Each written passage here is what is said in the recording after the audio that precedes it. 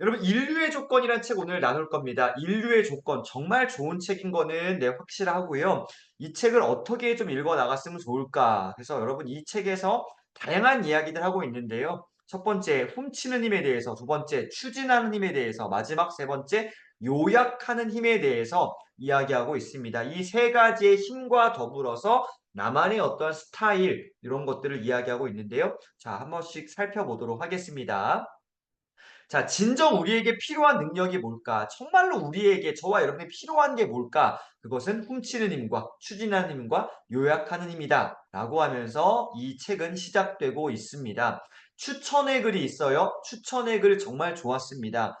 추천의 글에 이렇게 시작합니다. 추천의 글에 제목이 있어요. 이 책에 세 가지 힘을 모하면 인생이 나아진다고요? 습관화입니다. 습관화. 여러분 습관화해야 됩니다. 어떠한 것을요? 이 책에서 추천하고 있는 이야기하고 있는 세 가지의 힘을 습관화하면 우리 인생이 바뀐다라고 이야기하고 있는데요. 자기계발서의 가장 큰 장점이 뭐냐? 많은 시간을 투자하지 않고도 한두 가지 그 내용만으로도 잘 익혀도요. 삶의 방법들이 달라질 수 있다는 것입니다. 이게 정말 이 책의 또 좋은 부분들의 하나인데요. 이 책의 저자인 사이토 다카시가 제시한 인류의 조건 중에 가장 이상적인 부분은 이 세 가지 중에서 이거였다라고 얘기합니다. 무슨 힘이요? 요약하는 힘입니다. 저도 사실은 이 부분이 제일 좋았습니다. 뭐 훔치는 힘도 있고 추진하는 힘도 있지만 먼저는 요약하는 힘이 너무 좋았어요. 왜? 우리가 지금 오늘 이 저녁에 모이신 분들은 독서에 대해서 관심 있는 분들이 대다수입니다. 아니, 대다수가 아니고 우리 전부 다 독서 중요하게 생각합니다. 책을 읽긴 읽어요. 하지만 요약하는 게 힘들다면은 이게 진짜 답이 안 나오겠죠. 누군가와 내가 이야기를 주고받아요. 내 생각들도 표현해야 돼. 근데 두루뭉실하게 뭔가 요약정리되지 않고 막 풀어내기만 해요. 답답하겠죠. 요약하는 힘이 정말 중요합니다. 요약하자면 이라는 이 작은 말 습관 하나가요, 효과적으로 내 생각을 전달할 수 있는 강력한 힘이라는 것이죠. 여러분, 요약하는 힘 붙드셔야 됩니다. 요약하는 말버릇을 기르게 되면요, 시간 확보는 당연히 되는 거고요, 내가 하고 있는 일의 발전에 큰 도움이 됩니다. 어떤 분야에서는 인류가 되기 위한 조건으로 말과 그 생각을 하나의 핵심 단어로 표현하는 이 요약이 정말로 중요합니다. 인류의 조건에서 제시한 또 하나 두 번째의 그 힘이 뭐냐? 바로 훔치는 힘이다. 야, 뭘 훔치라는 거야? 최소의 노력으로 책과 또 사람에게서 양질의 지식을 배우는 겁니다. 뭘 배운다고요? 특별히 양질의 지식을 배우는데 책과 사람에게서요, 그것들을 내 걸로 가져오는 이 훔치는 힘, 이것 또한 굉장히 중요한 겁니다. 학습한 지식이 많더라도 핵심 단어로 요약할 수 없으면 사용하기 힘들기 때문에 요약하는 그 힘과 이 훔치는 힘을 어떻게 해요? 같이 섞어야 됩니다. 훔치기만 해서는요, 훔쳐가지고 막 쌓아두기만 하면은 정말 그 아무짝에도 쓸모가 없겠죠. 훔쳐와서 어떻게 해요? 써먹어야 되잖아요. 훔치는 힘과 더불어서 어떤 힘? 요약하는 힘을 잘 사용해야지만이 내 거화 시킬 수 있다라는 이 부분을 기억하시면 됩니다. 훔치는 힘 따로 하나 가지고는요, 죄송하지만 아무짝에도 쓸모가 없습니다. 훔치는 힘을 모랑 세트로요, 요약하는 힘과 같이 가야 된다. 그래서 요 놓칠 수 있는 부분인데 요거 한번 잘 체크해 보세요. 아, 훔치는 힘은 요약하는 녀석과 함께 써야 되는구나. 그래서 요런 것들 놓치시면 안 되겠습니다. 사이토 다카시가 이야기하는 마지막 힘은 바로 추진하는 힘입니다. 요약하는 힘, 훔치는 힘과 더불어서 습관으로 만들어라라고 이야기합니다. 추진하는 힘은 특별히 뭐요? 액션하라는 거예요. 생각만 하지 말고 고민만 하지 말고 뭐 하자? 행동하자. 추진해라. 이걸 어떻게요? 살아내라라고 이야기하고 있습니다. 누가요? 박문호 박사님께서 추천서를 써주셨습니다. 뇌과학의 공부. 정말로 진짜 대한민국에 이렇게 좀 천재적인 어떤, 야, 공부 이렇게 잘하시는 분이 계신가라는 생각이 들어요. 우리나라에 뭐 앞선 뭐 연세 있으신 뭐 이시영 박사님이나 아니면 뭐 우리 김영석 교수님이나 또 타계하신 우리 이어령 박사님이나 훌륭하신 어른들이 많이 계시고 계셨었는데요. 이 박문호 박사님도요. 굉장히 탁월하시더라고요. 그래서 이분께서 추천하셔서 더 좋았던 것 같습니다. 자, 프롤로그입니다.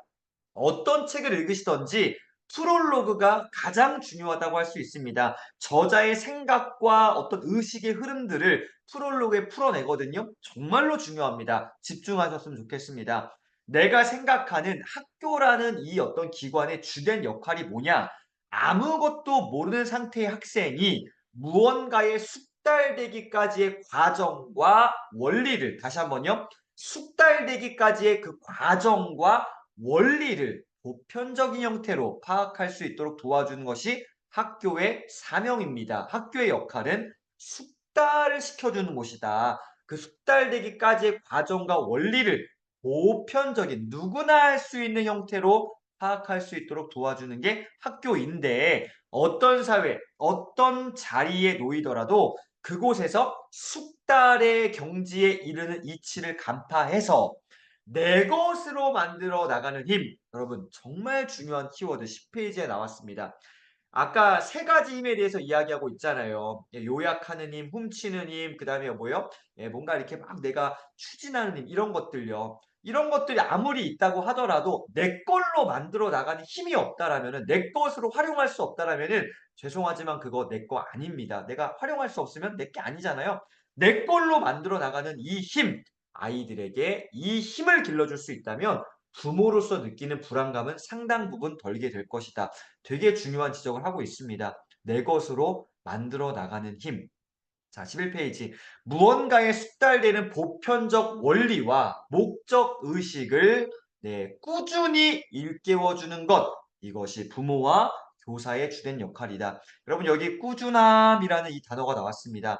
한 번만 일깨워 주면 안 됩니다. 그래서 뭐랄까 교육이라는 건요. 핵심은요. 저는 반복이라고 생각합니다. 반복 학습이요. 꾸준하게 계속 잊을만 하면은 알려주고 잊을만 하면은 알려주고 지겨워할 정도까지 계속적으로 꾸준하게 일깨워 줘야지 많이 그것들이 아까 앞서서 말씀드렸던 내 것으로 만들 수 있다라는 것입니다. 여러분 정말 중요합니다. 꾸준히 일깨워 줘야 합니다.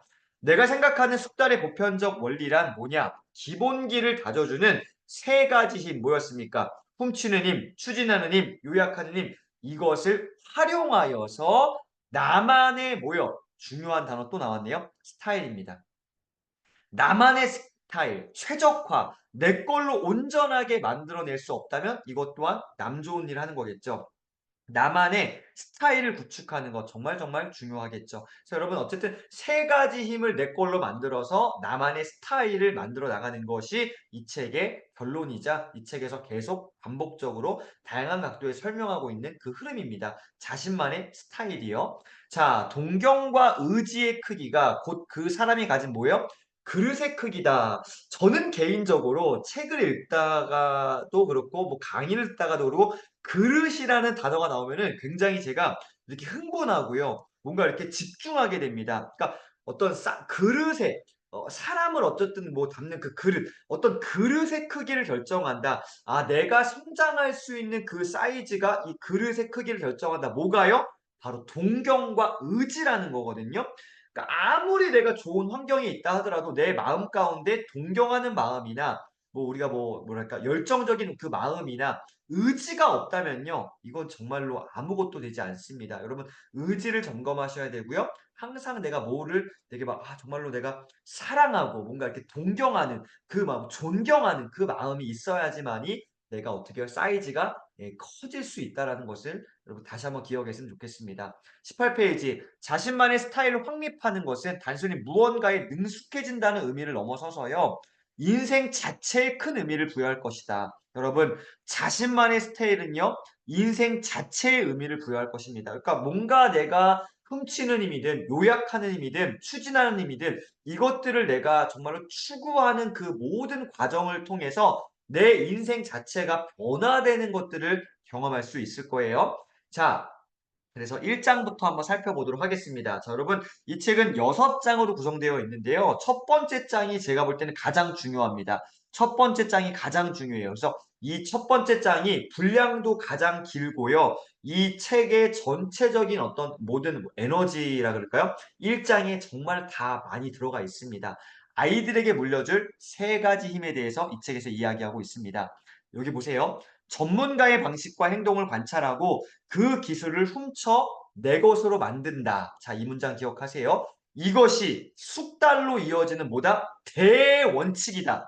이게 중요하다라는 거예요. 전문가의 방식과 행동을 관찰하고요. 그것을 어떻게 해요? 훔쳐내서 내 걸로 만드는 겁니다. 자, 세 가지 동사를 한번 여러분 체크해 보세요. 1번 뭐예요? 관찰하는 거예요. 2번 뭐예요? 훔치는 거예요. 3번 뭐예요? 내 것으로 만드는 겁니다. 내 것으로 만들기 위해서는 뭐 해야 돼요? 관찰해야 되고요. 결과적으로 보기만 하지 말고요. 가져와야 됩니다. 훔쳐와야 됩니다. 이것들을 잘 한번 보세요. 이게 대원칙인데 머리로만 아는 것이 아니라 자신의 삶에 녹여라는 이 표현도 정말 좋았어요. 내 삶에 녹여내서 습관화하는 것이 관건이다. 알고 있어요. 좋은 거 알아요. 머리로 너무 많이 내가 알아. 근데 내가 삶으로 살아내지 않아? 죄송하지만 정말 바보 같은 삶입니다. 내 삶의 하나라도 내 걸로 만들어내야겠죠. 녹여낸다라는 이 표현 방식들 참 좋았습니다. 녹여내서 습관화하는 것이 관건이다. 진정 인류가 되기 위해서는 매뉴얼을 넘어서서 어떻게 해요? 언어로 표현할 수 없는 그 부분까지 훔쳐내서 진짜 제가 이 책에서 제일 좋았던 게 35페이지에 이 단어였습니다. 체화해야 된다. 자기화해야 된다. 최적화시켜서 몸으로 내가 이것들을 경험해내야 된다는 것입니다. 아무리 내가 좋은 내용들 많이 강의 들었어요. 많이 내가 공부했어요. 내게 아니라는 거죠. 뭐 해야 된다? 내가 살아내야 된다. 체화시켜야 된다. 몸으로 가르치는 것만 남는다. 여러분 말로 가르칠 수 있는 게 아닙니다. 몸으로 내가 시범을 보여주고 그렇게 되게끔 만들어내야겠죠. 체화해야 된다. 여러분 꼭 기억하세요. 자, 질문이라는 것도 한번 다루고 있어요. 질문을 던지는 것도 능력인데요. 이미 일정 수준 이상의 실력 또는 배경 지식을 갖추어야만이 날카로운 질문도 가능합니다. 정말로 좋은 질문 던지는 사람들은요.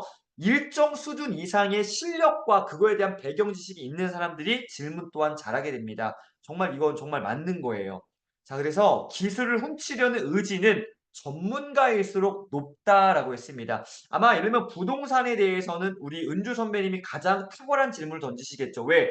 공부하고 계시고 실제로 공부한 것을 가지고 지금 이사도 한번 하셨고 예, 그렇기 때문에요. 그래서 기술을 훔치려는 의지는 내가 많이 해본 전문가일수록 높다. 전문가라고 하는 것은요. 머리로만 지식만 있는 게 아니라 어떻게 이 머리와 더불어서 삶으로 실천하는 이게 전문가잖아요. 아, 이게 높을 수밖에 없구나. 질문도 날카로울 수밖에 없구나. 세 가지 힘은요, 우리가 회사에서도 이것들을 활용하고 적극적으로 훈련할 수 있는데, 회사에서도 분명히 중요한 능력이다. 첫 번째, 업무를 익히는 단계. 다시 말해서 회사에 입사한 신입사원들에게 해당되는 거겠죠. 상사나 선배의 비법을 훔치는 힘이 필수적이다. 그러니까 신입사원들에게는, 사회 초보생들에게는 일단은 뭐부터 해야 된다? 남의 거를 훔쳐오는 힘이 필수적이다. 내가 어떤 업에 처음 내가 접했어요? 그 뭐부터 해야 된다? 잘 보고서 훔쳐올 수 있어야 됩니다. 이게 첫 번째, 업무를 익히는 단계 초보자들에게는 훔치는 힘부터 시작하는 거고요. 두 번째, 여러 명의 부하 직원을 관리해야 하는 중간 관리직이 되면은 사회생활 내가 5년, 10년쯤 했어. 어떤 중간 입장에 왔어. 조직을 확장, 활성화하는 추진하는 힘이 필요하게 됩니다. 여러분 추진하는 힘 이것도 정말로 중요합니다. 그 중간 관리자에서는요. 뭔가 내가 일을 추진하는 힘이 필요하게 되겠죠. 여러분 중간 관리자는 추진하는 힘입니다. 마지막 세 번째가 뭐냐? 세 번째는 상급 관리자. 내가 정말로 이제는 탑 리더가 됐어요. 탑 리더에게 정말 중요한 게 뭘까? 자신이 직접 나서서 일을 진행하기보다는 이제 뭐 해야 됩니까? 부하 직원들의 업무에 적절한 질문과 조언을 할 수 있는 요약하고 나아가서 이 요약한 걸 가지고 누군가에게 이렇게 조언할 수 있는 코멘트 할 수 있는 이 힘이 절실하게 됩니다. 그래서 내가 지금 어느 위치에 있는지 그거에 따라서 이 세 가지 힘을 활용할 수 있는 그 중점적으로 가져가야 될 것들은 다르다라는 거겠죠. 여러분 물론 이렇게 나눠 놨다고 해서 이렇게만 하는 건 아닙니다. 다양하게 활용하셔야겠죠. 하지만 회사에서는 요러한 흐름으로 '아 요것들을 훈련하면 좋겠구나. 나는 지금 어느 단계인데 그럼 내가 집중해야 될 거는 나는 요거 해야 되는구나. 추진하는 역할을 해야 되는구나. 나는 요약하고 코멘트하는 걸 해야 되는구나.' 요것들을 한번 생각해 보시면 좋을 것 같습니다. 자, 이 세 가지의 힘과 꾸준한 독서, 모든 책의 독서라는 거는 빠지지 않죠. 이 독서를 연결하는 것이 바로 요약력인데요. 연결하는 게 뭐라고요? 요약력이다. 이 세 가지의 힘과 독서를 연결하는 것이 바로 요약력이다라고 딱 얘기하고 있습니다. 요약력은 그 자체를 꾸준히 의식해야만 향상할 수 있습니다. 다시 한번요. 꾸준히 의식해야만 향상할 수 있습니다. 요약해야지 해야지 생각만 하는 게 아니라 조금 더 집중해서 꾸준하게 의식하고요. 이렇게 연습을 해 보셔야 됩니다. 그러니까 저도 이렇게 책을 읽고 요약 정리해서 뭐 유튜브를 하거나 미라클모니 리더 스피치를 하거나 강의를 하잖아요. 제가 하고 있는 가장 중요한 핵심은 저는 요약 정리거든요. 그러니까 뭐 이거를 잘 요약할 수 없다면 시간이 굉장히 오래 걸리겠죠. 그래서 요약하는 거 진짜 중요합니다. 그래서 저는 늘 항상 뭐 강의를 듣는다든지 책을 읽을 때에도 항상 의식을 하고 있습니다. '어떻게 하면 쳐낼까? 어떻게 하면 줄일까?' 이거 항상 생각하거든요. 더할 거를 생각하는 게 아니라 항상 저는요. 뺄 거를 생각해요. 그래야 정말로 알짜배기가 남겠죠. 그거를 생각합니다. 의식해야 된다라는 거. 자, 그래서 요약의 기본이 뭐냐? 핵심을 남기고 그 외의 주변 요소는 뭐 한다? 버리는 것. 이거 꼭 기억하세요. 내가 이것도 채우고 이것도 하고 이것도 더 해야지. 그래야 정말로 멋있어지고 좋아지겠지. 죄송합니다. 정말로 엉망진창이 됩니다. 버리는 거를 잘해야 됩니다. 요약력이라는 건 결국은 잘 버리는 거예요. 중요도를 파악할 수 있어야겠죠. 잘 쳐내는 겁니다. 이것도 좋고 저것도 좋고 요것도 좋고 저것도 좋고 아무것도 안 됩니다. 그냥 일단은 무조건 과감하게 잘 버려내야 돼요. 중요도를 파악해야 됩니다. 자, 72페이지. 중요한 내용들이 알아서 눈에 들어온다. 와, 이랬으면 얼마나 좋을까요? 평소 잘 보세요. 자신의 관심사나 주제 또는 키워드를 명확하게 딱 정해두면 그 자체가 하나의 거대한 뭐가 돼요? 자석이 돼서요. 막 끌어당깁니다. 그것과 링크되는 말들이 저절로 달라붙는 이치인데요. 이러한 것들 경험하신 분들 계실 거라고 저는 생각합니다. 내가 평소에 생각하는 어떤 관심사, 주제, 키워드 있으신 분들에게는 달라붙는 것들이 경험되실 겁니다. 저도 항상 책을 보다가 달라붙는 내용들이 있습니다. 예를 들면 하다 보면 이런 단어들이나 뭐 아까 제가 체화된다, 그러니까 몸으로 살아내야 된다 이런 단어들 굉장히 저는 딱딱 붙고 있는데 왜요? 저의 관심이거든요. 이런 것들 경험해 보실 수 있습니다. 자, 2 장에서는요. "스포츠로 두뇌를 단련하라."라고 하면서 여기서부터는 다양한 예화들이 많이 나오고 있습니다. 이 예화 하나하나들마다 여러분 중요한 내용들 딱딱 뽑아내시고 전체를 내가 다 봐야지보다는 여러분에게 딱 다가오는 거 하나의 예화를 가지고서라도 이 인류의 조건에 아주 중요한 것들을 캐치해낼 수 있는데 82페이지 보세요. 머리가 좋다는 게 뭘까? 여러분 어떻게 생각하십니까? 머리가 좋다는 게 뭘까요? 공부 잘하는 걸까요? 물론 그럴 수도 있겠지만 단순히 학교 공부에서 좋은 성적을 얻는 것이 아닙니다. 그게 아니라 어떤 상황에 놓여도 자신이 무언가에 숙달하는 요령 이게 진짜 머리 좋은 겁니다. 내가 학교 다닐 때 저 공부 맨날 1등 했는데요. 저 항상 A뿔 받았는데요. 저 장학금 받았는데요. 뭐 그것도 하나의 어떤 좋은 요령일 수 있겠지만 공부가 아니라 어느 상황에 있더라도 어느 환경에 갖다 놓더라도 거기서 소위 살아남아야지만이 숙달하는 요령. 이게 진짜 저는 저의 자녀들이건 아이들에게 다음 세대에게 꼭 알려주고 싶은 게 저도 이거예요. 너 어디 가서도 살 수 있는 방법, 숙달하는 요령, 요것만 어떤 한 영역에서 요것만 딱 하잖아요? 뭐든지 잘할 수 있습니다. 김용훈 선배님 용접 거의 장인이시거든요. 용접 하나만 딱 알아도 어떻게요? 뭘 하시든지 아마 잘하실 거예요. 왜요? 숙달하는 요령을 익혔기 때문에 전문가이기 때문에 다른 것들 조금 시간이 걸려도 반드시 일정 수준 훨씬 이상으로 성장할 수 있다라는 겁니다. 숙달하는 요령 너무 중요하겠죠. 자, 수준 높은 질문력에는요, 수준 높은 코멘트력이요, 친구처럼 따라다닙니다. 얘는 세트예요. 질문을 잘하는 사람이 코멘트도 잘할 수 있습니다. 내가 질문을 잘 못해요? 그러면 다른 사람을 도와줄 수 없어요. 코멘트 해줄 수 없습니다. 반대로 질문을 잘하잖아요? 다른 사람들에게 이 조언을, 코멘트를 진짜 기가 막히게 잘할 수 있습니다. 조언하는 사람은 그 범위 안에서 가장 핵심이 되는 포인트를 찾아내는 힘을 길러야 합니다. 아까 상급자에게 필요한 능력이 뭐였습니까? 요약해서 또 코멘트하는 능력이라 그랬잖아요. 정말 리더가 되고 싶으신 분들이라면요, 이걸 훈련하셔야 됩니다. 포인트를 찾아내는 힘을 길러야 돼요.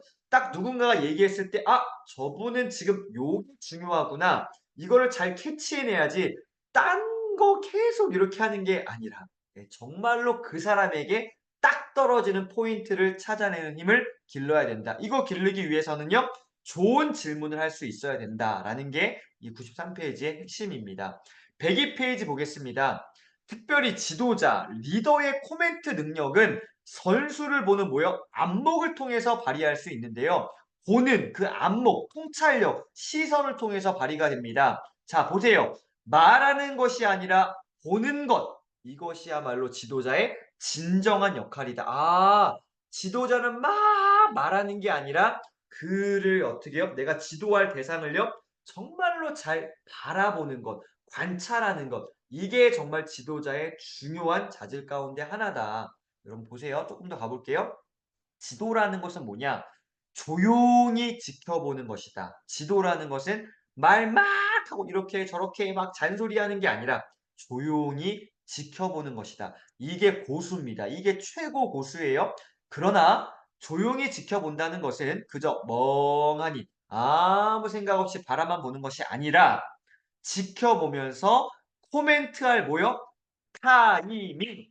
타이밍입니다. 결과적으로는 타이밍. 이 사람에게 딱 떨어지는 그 타이밍에 딱 한마디 딱 해줘야 그 사람에게 우와! 하지만 이 타이밍을 놓치면 안 되겠죠. 여러분 코멘트할 타이밍을 기다려야 돼요. 뭐 하면서 기다린다?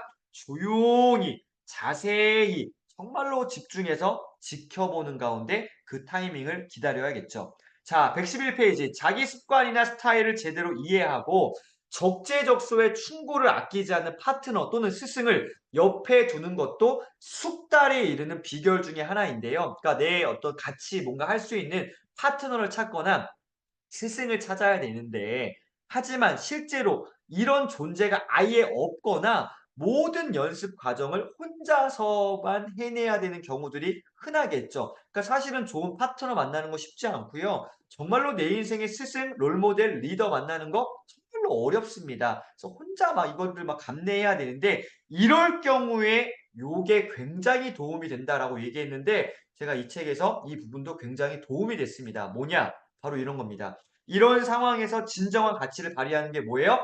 틀이다. 자세다라는 건데요. 틀, 뭐 형식지. 그러니까 말하자면 저희가 자주 쓰고 있는 양식지 같은 겁니다. 틀이라는 것은요. 변함이 없다라는 속성을 가지거든요. 변함이 없는 그러니까 일정한 어떤 기준이 있기 때문에 그 기준에 내가 계속 훈련하다 보면은 계속 내가 이렇게 뭐랄까 성장하는 것들을 볼 수가 있습니다. 그러니까 이랬다가 저랬다가 하는 게 아니라 변함없는 틀을 통해서 내가 훈련될 수 있다라는 겁니다. 반복적이고 끈기 있는 연습으로 습득한 그 틀이라는 것은요. 오류를 뭐 하는 기능이 있다? 재수정하는 기능이 있다. 아마 기록을 오래 하셨던 분들 뭔가 이렇게 오늘 우리가 하고 있는 것처럼 피드백을 일정 시간 이상 어떤 여러 차례 훈련하신 분들은요. 이거 제가 딱 말씀드리는 거 분명히 캐치하실 겁니다. 무엇이 얼마나 잘못되었나라는 정보를 여러 번 피드백할 수 있다는 점이 틀의 장점이다. 그러니까 틀이라는 게 있어야지만 일정하게 내가 나를 돌아볼 수 있거든요. 이번 달은 이랬다가 다음 달은 저랬다가 이 뭔가 안 되는 거죠. 딱 틀이 있어야지만이 변함없는 틀이 있어야지만이 기준이 있어야지만이 거기서 어떻게 나를 돌아볼 수 있게 된다는 거죠. 자, 3장 넘어가 보겠습니다. 자, 이거 굉장히 중요합니다. 동경을 뭐하는 마음? 동경이라는 것을 동경하는 마음이 내 안에 있는가? 여기서 우리가 또 인류가 될 수 있는 조건들을 찾을 수 있습니다. 정말 정말 좋았어요. 141페이지. 숙달에 이르는 가장 이상적인 과정이 뭐냐? 내가 어떤 부분에서 숙달되는 것 가운데 가장 이상적인 과정이 뭐냐? 첫 번째, 기초 체력을 먼저 쌓아야 됩니다. 기초 체력이 없으면 아무것도 할 수가 없습니다. 정말로 기본적인 것들이 있잖아요. 그거를 다져야 되고요. 두 번째, 자신만의 버릇을 뭘로 바꿔요? 기술로 바꿔야 됩니다. 버릇이라는 게 기술화돼야 됩니다. 그러면 굉장히 강력한 숙달에 이를 수 있는 과정에 아주 중요한 부분이 되겠고요. 마지막, 여기까지 가야 됩니다. 본인만의 스타일을 확립해야 됩니다. 이 세 가지 기초 체력을 쌓고요. 자신만의 버릇을 기술로 가꾸고요. 본인만의 스타일을 확립하는 것, 이게 숙달에 이르는 가장 이상적인 과정 3단계입니다. 1번, 2번, 3번을 한번 잘 정리해 보셨으면 좋겠습니다. 자, 그래서 개성이라는 게 뭐냐? 개성은요, 어떤 의미에서 선천적으로 가지고 태어나는 것이에요. 개성은 뭐예요? 갖고 태어나는 겁니다. 자, 다시 한번요. 개성은 나중에 이렇게 뭔가 숙달되어지는 어떤 그런 것보다는 물론 그것 좀 가능하지만 먼저는 뭐냐? 내가 그냥 가지고 태어나는 내 고유한 어떤 그 캐릭터, 이게 개성이에요. 근데 보세요. 스타일은요, 타고나는 게 아닙니다. 스타일은 숙련을 통해서 후천적으로 얼마든지 얻을 수 있다. 따라서 우리가 집중해야 될 거는 나의 개성을 갖고 가는 게 아니라 스타일을 만들어야 됩니다. 개성은 선천적인 거고요. 스타일은요, 후천적인 노력으로 가능하다. 내가 이런 삶을 살고 싶다? 훈련하면 할 수 있다. 그러니까 여러분 정말로 열망하셔야 됩니다. 정말로 열망하시고 나 이렇게 살아가고 싶어라는 나의 스타일을 딱 한번 고정하시고 후천적으로 얼마든지 내가 숙련을 통해서 내 것으로 만들 수 있다. 그래서 스타일 진짜 중요하다라는 거 다시 한번 꼭 정리하셨으면 좋겠습니다. 자기만의 스타일을 만들어 나갈 때 롤모델이 될 만한 사람을 가리켜서 우리는 선행자라고 합니다. 앞서서 행했던 사람이라고 우리는 부르죠. 앞서서 행한 사람. 네, 그래서 본인의 선행자를 찾겠다는 문제의식을 지속해서 점검해 보는 것도 중요합니다. 이것이 바로 숙달의 비결입니다. 그러니까 내가 누군가를 열망하는 열망, 내가 정말로 누군가를 진짜 이렇게 동경하는 그 동경의 마음, 그게 있는가? 나의 롤모델을 정해서 나 저분을 따라서 나도 정말 저렇게 훈련하고 싶어. 그러한 마음들을 점검해 봐야 됩니다. 내가 지금 잘 가고 있는지. 열망하는 나의 열망이 아직도 남아 있는가? 이런 것들을 점검해 보셨으면 좋겠습니다. 지도자가 반드시 달인일 필요는 없습니다. 지도자라는 것은요, 내가 그 분야에서 최고의 달인일 필요는 없어요. 무엇보다 중요한 게 뭐냐? 바로 이겁니다. 자신이 가진 동경의 기운을 주변에 얼마나 발산할 수 있느냐? 이 부분은 여러분 꼭 한번 잘 기록돼 보시고요. 필기도 해 보시고요. 정리 따로 한번 해 보세요. 내가 가진 동경의 그 에너지를 내 주변에 얼마만큼 확산할 수 있느냐, 발산할 수 있느냐, 이게 그 사람이 리더냐, 리더가 아니냐를 여러분 판가름하는 중요한 기준 가운데 하나입니다. 그러니까 내가 누군가를 동경하는 그 열망하는 그 마음, 그 에너지를 주변에 내가 정말 영향력을 흘려보낼 수 있는가, 이게 지도자가 가진 중요한 자질이다. 꼭 어떤 분야에서 달인일 필요는 없다라는 것이죠. 자, 넘어가 보겠습니다. 4장은요. 저도 사실은 이 부분이 조금 이렇게 쉽지는 않았습니다. 여러분 잘 보세요.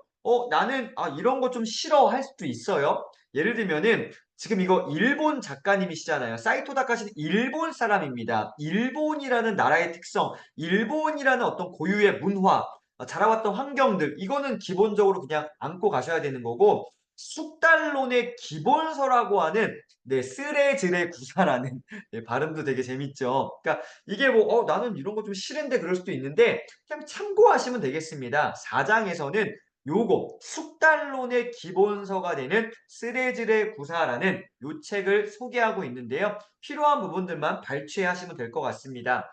자, 중세 일본에 대한 내용들이에요. 중세 일본에는 숙달의 보편적 원리에 관해서 예리한 안목을 가졌던 한 인물이 있는데요. 그 인물은 바로 수필집 쓰레즈레 구사의 저자인 요시다 겐코라는 사람입니다. 이 사람 중요합니다. 이분의 어떤 통찰력을 우리가 배울 거는 배워야 되는데 자 보세요. 어느 분야든 숙달의 경지에 이른 달인들이 갖고 있는 공통 인식의 요시다 겐코는 집중해 봤던 겁니다. 그런 거 있잖아요. 내가 스포츠 영역에서 아니면 경제 영역에서 아니면 어떤 예술 영역에서 두각을 나타내는 정말 최고의 경지에 이른 사람들이 있거든요. 그 사람들이 공통적으로 갖고 있는 어떤 자질들이 있어요. 그 인식에, 그 사상에 주목했던 겁니다. 자, 우리가 여기서 주목해야 될 점은 달인이라 불리는 사람들에게 적극적으로 그 요령과 비법을 묻는 이 책의 저자, 찌레지레 구사의 저자, 이 겐코의 습관을 우리가 봐야 됩니다. 되게 중요한 습관이에요. 이 겐코는요, 그 사람들 보고서 아, 부럽다. 나도 저렇게 되고 싶다. 라고만 한 게 아니라 어떻게요? 적극적으로 그 사람에게 물어본 거예요. 어떻게 그렇게 생각하셨어요? 어떻게 하면 그렇게 할 수 있어요? 저도 그렇게 할 수 있나요? 계속 물어본 거예요. 요령과 비법을 물어보는, 다시 말해 질문했던 이 습관을 우리가 가져와야 됩니다. 이게 인류의 조건이라는 거예요. 정말 정말 중요한 부분이겠죠. 자, 한 가지 일을 반드시 이루고야 말겠다는 결심을 내가 딱 했어요. 그럼 어떻게 해야 될까요? 그 밖의 일이 부족해지는 것에 상처를 받을 필요, 그리고요, 사람들의 반응에 일일이 신경 쓸 필요 있다, 없다? 없다라는 거예요. 내가 뭐 하나 하기로 했으면요, 그것만 집중해야지, 그 밖에 다른 것들에 대해서 막 쓰잘데기 없이 에너지를 분산하면 안 된다라는 것이죠. 만사에 관심을 두고 마음을 써서는 아무것도 할 수 없다. 한 가지 큰일을 이룰 수 없다라는 것이죠. 여러분, 뭔가 하나 하기로 결정하셨습니까? 그것만 바라보세요. 그거 외에는 그냥 신경 쓰지 마시기를 바랍니다. 하나만 딱 집중해야 돼. 특별히 우리가 자꾸 이런 거에 넘어지면 안 되는데 사람들의 반응에 휘둘리지 마세요. 그러든지 말든지 여러분 하고자 하는 거 밀고 나가셨으면 좋겠습니다. 자, 5장 가보겠습니다. 이 부분도 참 인상적이었습니다. 신체 감각을 뭐 해라? 기술화하라? 이게 인류의 조건이 중요한가? 네, 중요합니다. 특별히 여기서 우리의 어떤 눈의 기능들, 이 시선의 기능들, 이 부분 굉장히 좋았던 것 같은데 숙달은 곧 기술의 습득을 이야기합니다. 숙달됐다라는 건요. 한 가지 어떠한 특정한 것들의 기술을 내 걸로 만들어내는 힘이잖아요. 기술을 습득하기 위해서는 뭐가 중요하다?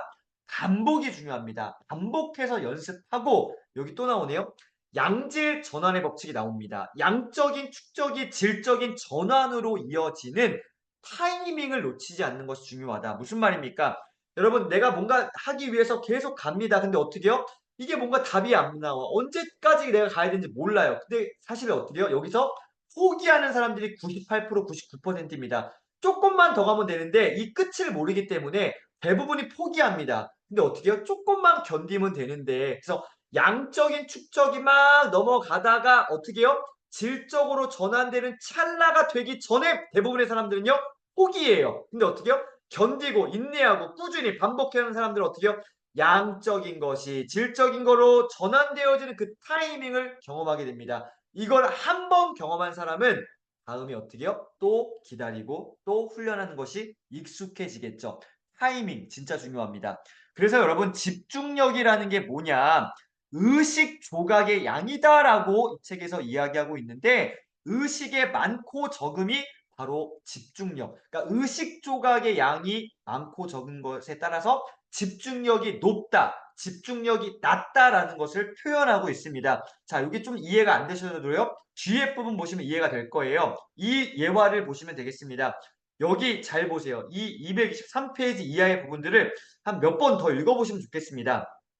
세계 모터사이클 선수권에서 아시아 최초로 챔피언 자리에 오른 일본 가타야마 우야 사이라는 이 모터사이클 정말로 정말 세계적인 수준의 선수가 있습니다. 아주 유명한 말을 남겼습니다. 이런 말을 했어요. 초능력이라는 건 다른 게 아니라 뭐다? 집중력이다. 초능력은 뭐라고요? 집중력이다라는 이야기 했습니다. 아까 집중력이 뭐라 그랬어요? 집중력은 의식의 조각의 양이라 그랬습니다.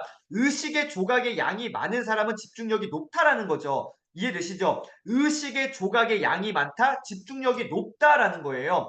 따라서 초능력이라는 것은 의식의 조각의 양이 많은 사람, 내가 의식의 조각의 양이 많은 집중력을 갖고 있는 사람, 이게 초능력 인간이다라는 것인데요. 레이서에게는요, 특별히 오토바이 레이서에게, 모터사이클 레이서에게는 1초라는 시간이 굉장히 긴 시간이라고 합니다. 시속 300km로 달리고 있을 때라도 집중력이 극한으로 높아진 상태라면 주변 풍경이 선명하게 눈에 다 들어온다라고 해요. 우리 요즘에 방현옥 선배님이 읽고 계신 포토 리딩이라는 책이 있습니다. 이게 약간 이런 맥락에서 이야기하고 있거든요. 그러니까 사진을 빵 찍는 거예요. 그것처럼 의식의 조각의 양이 많은 빵빵빵빵빵빵빵 사진을 1초에 여러 장 찍는 겁니다. 근데 그게 어떻게요? 대충 찍는 게 아니라 선명하게 빵빵빵빵빵 찍는 거예요. 이게 뭐예요? 의식 조각의 양이 많다라는 것인데 1초 동안에 활동하는 의식의 조각의 양이 많을수록 시간이 어떻게 해요? 더디게 가게 느껴지는 거예요. 이게 진짜 달인이고요. 이게 진짜 인류의 조건 가운데 우리의 신체의 기능들을 여기서 훈련해 봤으면 좋겠다는 것이죠. 그러니까 시간의 흐름을 더디게 느끼는 거예요. 시간은 사실은 우리가 조절할 수 있는 게 아니에요. 시간은 1, 2, 3, 4, 10분, 20분 그냥 가지잖아요. 가지는 거예요. 돌이킬 수 없어요. 그러면 우리가 뭘 해야 돼요? 이거 바꿀 수 없으면은 바꿀 수 있는 거에 집중해야 되는데 우리가 바꿀 수 있는 게 뭐다? 의식의 조각이다. 내가 그 시간을 붙잡아야 된다. 잘 봐야 된다라는 것이죠. 이 부분을 여러분 여러 차례 한번 읽어보시고요. 요 스토리를 한번 잘 관찰해 보셨으면 좋겠습니다. 자, 마지막 6장입니다. 6장에서는 제가 좋아하는 소설가가 나옵니다. 요즘에 제가 더 좋아하게 됐는데, 네, 이 정말 세계적인 소설가이기도 하지만, 네, 마라토너입니다. 무라카미 하루키의 스타일 만들기라는 것을 따로 하나의 챕터로 할 정도로 이 사이토 다카시 인류의 조건에서 이 무라카미 하루키의 이 스타일을 통해서 우리가 인류의 조건을 발견할 수 있는 것들을 이야기하고 있습니다. 여러분 정말 중요한 부분들인데 자, 이 부분은 제가 좀 이렇게 한번 가보겠습니다. 제가 잠깐 설명할 거고요. 한 4가지 챕터 부분들은요. 여러분 스스로가 한번 해볼 수 있도록 그렇게 할 건데요. 자, 먼저 263페이지 보겠습니다. 인류라고 평가받는 수준의 사람이라면 인류라면은 누구나 숙달의 경지에 이르는 요령을 터득하고 있을 겁니다. 인류의 사람들이 일을 처리해 나가는 방식에는요, 반드시 뭐가 있다? 자기만의 독창적인, 독자적인 뭐요? 스타일이 묻어나는 경우가 많다가 아니라 100% 자기만의 스타일이 묻어날 수밖에 없다고 저는 생각합니다. 인류들은요, 숙달의 경지에 이른 요령을 터득하고 있는 사람들은요, 자기만의 스타일이 무조건 있습니다. 아까 뭐 김용훈 선배님 이렇게 뭐 쭉 하루를 이렇게 쭉 정리하는 독자적인 스타일이 있는 거예요. 뭐 저는 저대로요. 여선미 선배님, 여선미 선배님 나름대로의 스타일들을 우리 모두가 어떻게 해요? 지금 구축해 나가고 있는 건데요. 자, 1번. 기술의 수준을 향상하여 숙달에 이르는 것. 이게 첫 번째. 1번. 기술의 수준을 향상해서 숙달에 이르는 것과 두 번째. 자신만의 스타일을 만들어 나가는 것. 이 두 가지. 이 두 가지 과제는 수준이 높아질수록 어떻게 해요? 1번과 2번이 따로따로 노는 게 아니라 점점 하나가 되어진다는 거예요. 그러니까 아까도 그랬잖아요. 내가 뭔가 정말로 전문가일수록 질문도 탁월해지고 내가 어떤 거에 숙달되는 것들이 정말 소위 이렇게 인류가 된 사람들은요. 다른 영역들과도 소통이 된다는 거예요. 자, 그래서 스타일은 결과적으로 뭐를 낳는다? 존재감을 낳는다. 어느 자리에 있더라도 내가 말하지 않더라도 우리가 아우라가 느껴진다 그러잖아요. 저 사람 그냥 존재 자체가 그냥 꽉 찬 느낌. 막 어느 자리에 갔는데 막 100명, 200명, 1000명, 2000명 모여 있는 게 아니라 5명 모여 있는데 그중에 한 명이 존재감이 있어. 굉장히 풍성한 네, 그 모임이 되는 거죠. 스타일이라는 것은요. 존재감을 낳습니다. 그러니까 저와 여러분이 결론적으로 인류의 조건 가운데 아까 3가지 힘 이것과 더불어서 이 힘과 더불어서 나만의 독자적인 스타일을 구축해야지만이 우리가 진짜 인류가 될 수 있는 거고 존재감을 발산할 수 있다라는 것입니다. 그래서 여러분 스타일을 꼭 만드셔야 됩니다. 민구 스타일, 용훈 스타일, 미림 스타일, 현옥 스타일, 혜성 스타일 이런 것들이 나왔으면 좋겠다는 거. 딱 저분하면 생각나는 딱 어떤 하나의 어떤 이미지 이런 것들 그게 바로 존재감이다라는 것입니다. 그러니까 여러분이 하고 있는 거에 확신을 가지세요. 다시 한번요. 확신을 가지시고 아까 말씀드렸어요. 흔들리지 마세요. 휘둘리지 마세요. 시대 트렌드 바뀐다 그래서 이것 따라하고 저것 따라하고 그러지 마시고 여러분 하고 계신 거를 밀고 나가세요. 그럼 어떻게 해요? 오히려 시대가 세상이 여러분에게 딱 이렇게 줄 서게 되는 날이 올 거라고 생각합니다. 그래서 여러분 여러분만의 스타일을 만들어내시길 다시 한번 응원 드리겠습니다. 잘 밀고 나가셨으면 좋겠습니다. 자, 268페이지에 스타일의 그릇을 키워라라는 부분이 있습니다. 이 부분하고요. 그다음 첫 번째 이거고요. 두 번째 272페이지에 소설을 쓰는데 왜 달려야 하는가라는 부분. 세 번째 집중력과 지속력은 동전의 양면과 같다라는 이 부분. 이 소 제목들 챕터마다 있습니다. 마지막 286페이지. 이 부분은 책이 있으신 분들은 별표 3개 쳐놓으세요. 제일 중요합니다. 근데 이건 오늘 제가 요약하지 않겠습니다. 여러분이 한번 정리해 보셨으면 좋겠습니다. 누구만의 스타일로요? 여러분만의 스타일로요. 지금까지 제가 한 건 뭐예요? 민구 스타일대로 정리한 거예요. 이 특별히 4개 중에서 저는 이 하나, 마지막 286페이지만큼은 여러분의 스타일로 여러분 자기화해서 이 부분을 오늘 배웠던 대로 요약하는 힘을 발휘해서 요약 정리 한번 해보시면 좋겠습니다. 제가 그 뭐죠? 양식지 틀에다가 여러분 그렇게 빈 공간을 남겨놨습니다. 여러분 그 부분은 여러분이 한번 여러분의 언어, 여러분의 표현 방식으로 정리해 보셨으면 좋겠습니다. 제가 했던 방식을 참고하셔서 처음에는 누구 이렇게 하는 걸 따라 하시면 됩니다. 그 다음에 어떻게 해요? 나만의 독자적인 것들을 얹으시고 나중에는요. 요거를 그냥 없이 여러분만의 것들을 살려내시면 되겠습니다. 그래서 이 부분은 꼭 한번 여러분 요 시간 이후에 꼭 한번 정리해 보셨으면 좋겠습니다. 인류의 조건 이 마지막 6장에서의 286페이지에 자신만의 필살기를 만들어라 라는 이 부분은 여러 번 한번 읽어보시면 좋겠습니다. 이게 뭐 길지도 않습니다. 이게 한 8페이지 되거든요. 8쪽인데요. 이 페이지들을 한번 읽어보시면서 꼭 정리해 보시기를 당부드리겠습니다. 자, 저는 이제 마지막 결론 가겠습니다. 에필로그예요. 처음에 프롤로그가 진짜 중요하다면 에필로그도 버금가는 겁니다. 저는 사실 두 번째를 중요하다고 생각합니다. 혹자들은 이렇게 얘기해요. 에필로그 결론이니까 중요한 거 아니야? 저는 그렇게 생각하지 않습니다. 처음에 어떤 이 저자의 어떤 마음이냐 이 마음으로부터 시작된다고 생각해서 저는 이 첫 마음이 중요하고 마지막도 두 번째 버금가게 중요하다고 생각하는데 303페이지에 이 이제 사이토 다카시가 얘기하는 거예요. 내가 왜 이렇게까지 숙달의 보편적 원리에 매달리는지 이야기하고 싶다라고 하면서 본인의 속마음을 얘기하는 거예요. 나 진짜 내가 왜 이렇게까지 내가 다양한 사례들을 통해서 숙달이라는 거의 보편적 원리, 뭐 학교란 이런 것이다부터 해서 나는 이걸 정말로 이렇게 하는 걸 왜 매달리는지를 이야기하고 싶다 하면서 이렇게 얘기합니다. 그것은 아마도 마지막 제가 여러분에게 강조드릴 중요한 단어 나왔습니다. 에너지예요. 저도 사실은 한 4년 전부터 에너지라는 단어에 꽂혀가지고 항상 에너지의 어떤 흐름, 에너지에 대해 생각했습니다. 내가 살아가면서 시간과 뭐 돈이라는 거, 이거는 뭐 이렇게 만질 수 있잖아요. 물리적이니까 시간도 만질 수 없다라고 생각하시는 분 계시지만 저는 바인더 이렇게 시간을 관리하다 보니까 시간도 내가 붙잡을 수 있다고 생각해요. 하지만 에너지는 진짜 이거는 붙잡기 어렵다라는 생각이 들어요. 그러니까 내가 잠을 잘못 자더라도 내가 막 이렇게 몸이 뻐근해질 수도 있는 거고 내가 좀 약간 신경만 써도요 두통이 올 수도 있는 거고요 등등등등 에너지가 진짜 저에게는 숙제였는데 제가 이 사이토 다카시의 책을 읽다가 이 에필로그에서 야 진짜 와 내가 진짜 내가 지금까지 생각했던 게 맞다라는 생각들이 들었거든요. 정말 생각이 너무나 일치했습니다. 자 보세요. 303페이지. 숙달의 요령을 터득하지 못한 채 밤낮 없이 일에 매달리며 골머리만 앓는 사람들이 많아요, 많아요?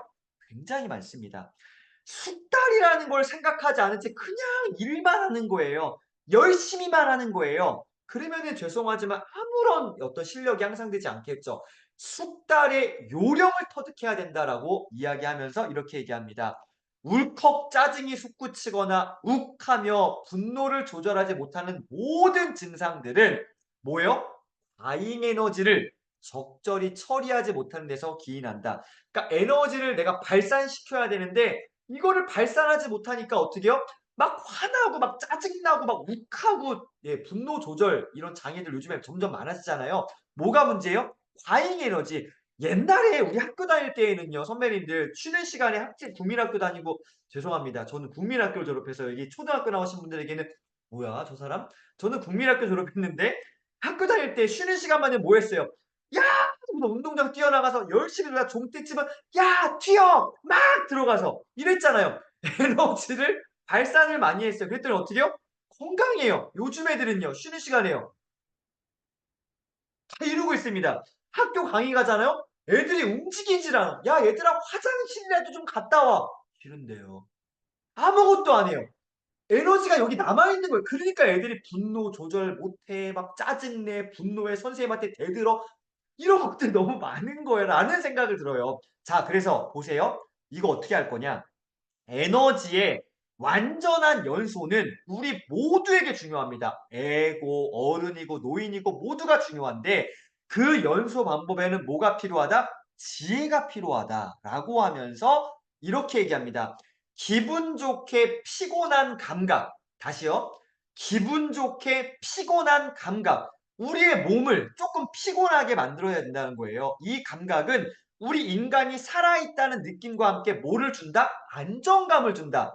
아 피곤한 게 오히려 안정감을 주는구나. 그래서 여러분 책상에서만 일하시는 분들보다는 제가 볼 때는 약간의 몸을 써서 노동하시는 분들이 훨씬 더 이렇게 스트레스를 안 받는다라고 저는 개인적으로 생각합니다.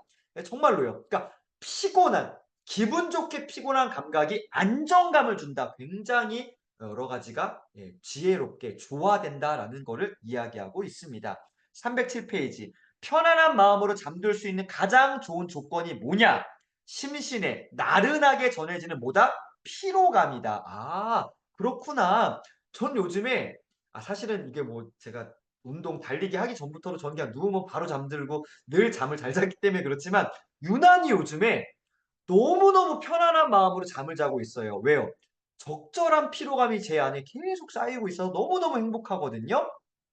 기분 좋은 피로감을 유발하는 정말 중요한 게 나왔어요, 선배님들. 생활 루틴을 만들어라. 이게 사이토 다카시의 결론에서의 아주 중요한 지적하는 부분입니다.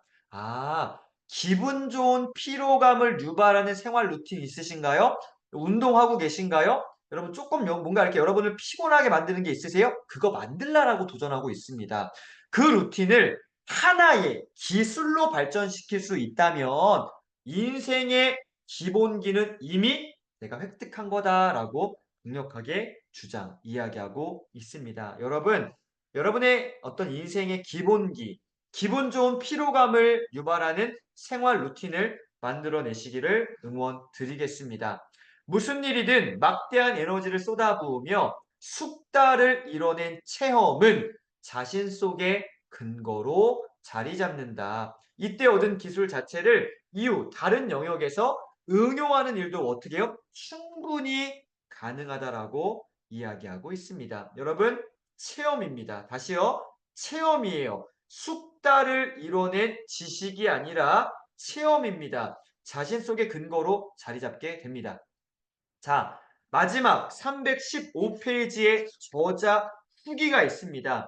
여러분 이 보시면 이제 312 페이지부터 쭉쭉 사실 있었는데 자, 이 부분도 마찬가지로 여러분 315 페이지를 여러분 그러니까 저자 후기는 사실은 312 페이지부터 있지만 여러분 앞에 것보다는 제 생각에는 315 페이지 요 한 페이지만 보시고요. 저자 후기 가운데 여러분에게 정말로 다가오는 어떤 한 문장을 마찬가지로 마지막으로 과제, 요약 한번 해보세요.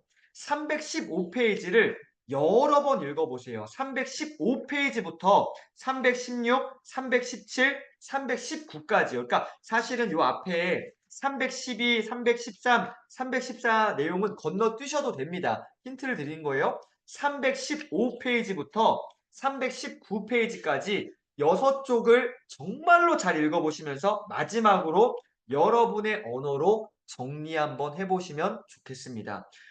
이번에는 제가 왜 이렇게 했느냐.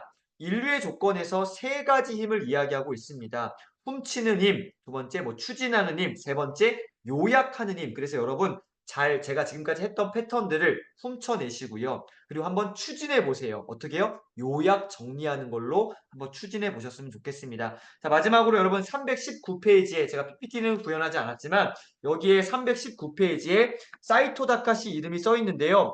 연도가 써 있습니다. 이 책이 2024년 이렇게 뭐 나온 게 아니에요, 여러분. 이 책은 언제 썼습니까? 2001년도에 쓴 책입니다.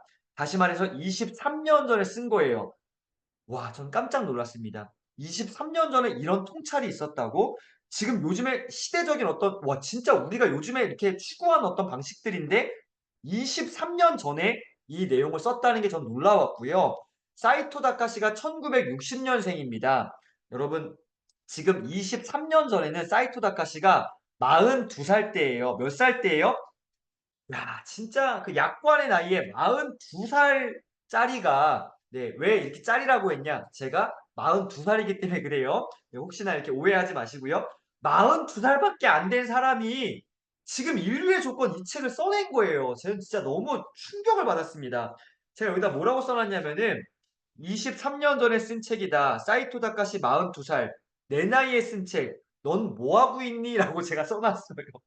넌 뭐 하고 있니?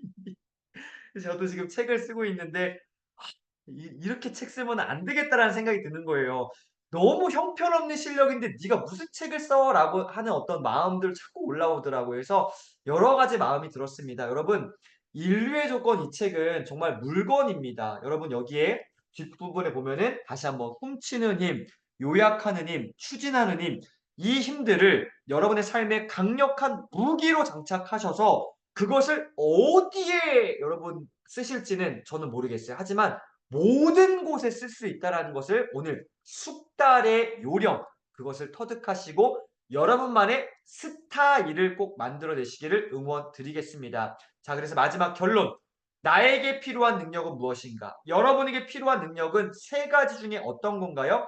다시요. 지금 여러분에게 필요한 능력은 뭔가요? 지금 요 시즌, 요 내 인생의 요 나이 연령대에 나한테 필요한 게 뭐냐? 그게 훔치는 힘이냐? 그게 추진하는 힘이냐? 그게 요약하는 힘이냐? 아니요. 난 다 필요한데요. 하시는 분도 계실 거예요. 하지만 한 가지만이라도 여러분의 걸로 먼저 만들어냈으면 좋겠습니다. 저는 요약하는 힘을 더 갖고 싶어요. 여러분은 어떤 힘을 갖고 싶으신가요? 여러분의 정말로 필요한 지금 시즌의 능력은 무엇인가요? 그거 한번 붙드시고요. 도전해 내셨으면 좋겠습니다. 훔치는 힘, 추진하는 힘, 요약하는 힘, 이 세 가지를 여러분의 걸로 만들어 내셔서 여러분만의 스타일을 구축하시기를 바랍니다. 그래서 여러분 인류의 조건을 충족하셔서 세계 최고 인류가 되시기를 응원드리겠습니다. 마지막으로 사이토 다카시의 세 권의 책을 추천드리겠습니다. 오늘 우리가 읽고 정리했던 인류의 조건과 더불어서 앞에 독서력이라는 책과 내가 공부하는 이유 이 두 권을 함께 또 읽어보시기를 권해드리겠습니다. 인류의 조건에서 조금 취약한 부분들이 이 두 권에 담겨 있습니다. 인류의 조건에는 말 그대로 진짜 인류의 조건에 대해서 숙달의 요령에 대해서 이야기하고 있었는데요. 독서력, 독서와 아까 인류 연결하는 고리들이 있었는데요. 독서력에서 힌트를 얻을 수 있고요. 내가 공부하는 이유, 우리가 어떻게 평생 공부로 성장해야 될까를 다루고 있습니다. 그래서 요 세 권의 책을 동시에 한번 같이 읽어보셔도 참 좋을 것 같습니다. 자, 오늘 제가 준비하고 요약 정리한 것은 여기까지입니다. 선배님들 마지막 광고 하나, 미라클 모닝 다음 달에 네, 요 책으로 하겠습니다. 조금 더 세분화하고요. 제가 자료들 좀 더 확장된 자료들을 준비할 거예요. 그래서 기대하셔도 좋겠습니다. 그래서 이번 기회에 사이토 다카시라는 이 인물, 인류의 조건, 42살 때 쓴 42세 작가가 쓴 인류의 조건을 진짜 더더더더 여러분의 걸로 만드는 시간 함께 만들어 봤으면 좋겠습니다.